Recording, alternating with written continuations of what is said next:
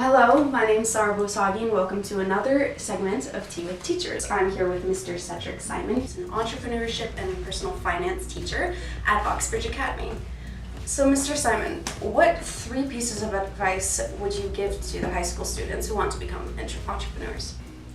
Well, one, I would say it comes with a lot of planning and researching exactly what you want to do. You have to be motivated, self-motivated, because not everyone is going to push you and not everyone is going to believe in your idea. So if you can't push yourself or believe in what you're trying to do or understand the why that goes into it, you're going to have a hard time when things start to get tough. And last, I would say patience.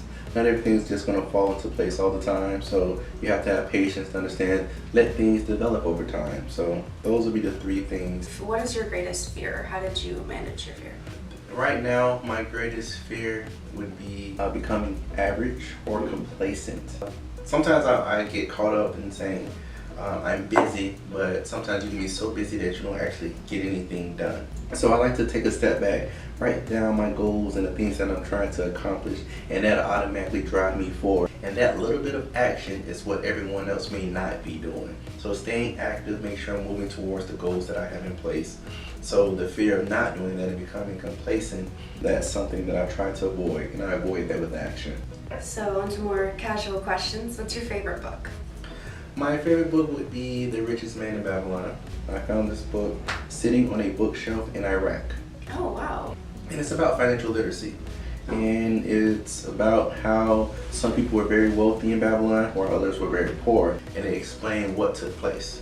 And it's, even today, it's still very, very relevant. You said you were in Iraq. What were you doing in there? I actually was in the Marine Corps. Oh, wow. I did 3 tours to Iraq, and I was aircraft engine mechanic. Oh, wow. So I spent a total of 5 years in the military, and because I didn't feel like it would allow me to truly be the entrepreneur that I am, I made the decision to get out of the military. What drove you to teaching? Well, I had a degree in entrepreneurship and marketing. Another teacher had left the school at that time. They asked me to sub a class, and that one day turned into a week, which turned into 2 weeks.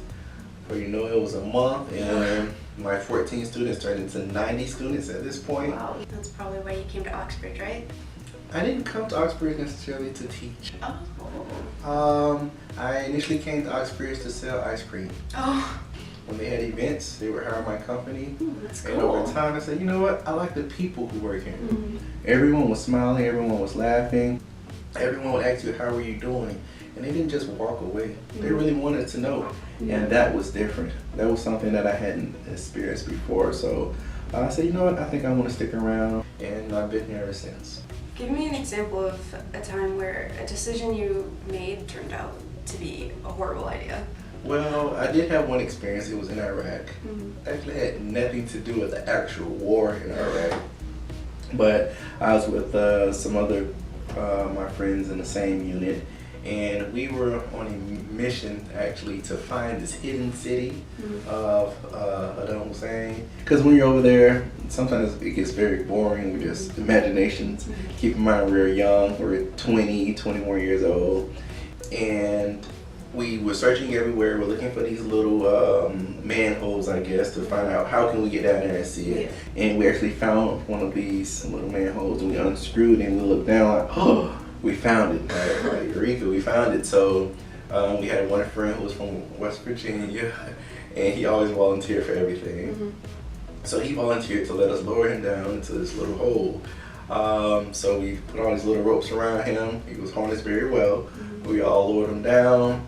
And there's a problem with camel spiders over there, which are very large spiders. They're kind of scary, and they do not like light. They all come out at nighttime. So we lived in this little hole. We didn't know it. So we lowered him down into it.